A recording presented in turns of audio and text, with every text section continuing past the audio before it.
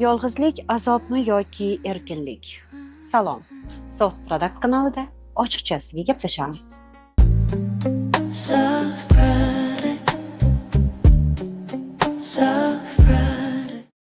Ko'pchilik yolg'iz qolishdan qo'rqadi. Bu oson emas albatta. Ammo yolg'izlik bu jazo emas. Bu imkoniyat. Qanday imkoniyat deysizmi?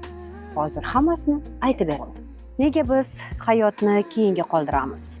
Chunki har safar kim uchundir qulay bo'lishni xohlaymiz, kim uchundir ideal bo'lishni istaymiz.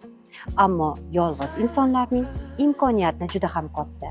Ular hech kim uchun hech narsa isbotlashi shart emas. U o'zligicha qoladi. Hamma juftini topgani yaxshi albatta, lekin yolg'iz insonlarning pluslari juda ham katta.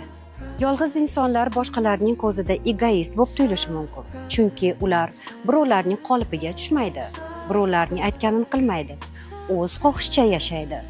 Bu albatta kimdir hasad qilishiga, kimdir havas qilishiga olib keladi. Oilali bo'lishning ham o'z gashti bor albatta. Issiq ovqat, issiq uy, bola-chaqa, er-xotin.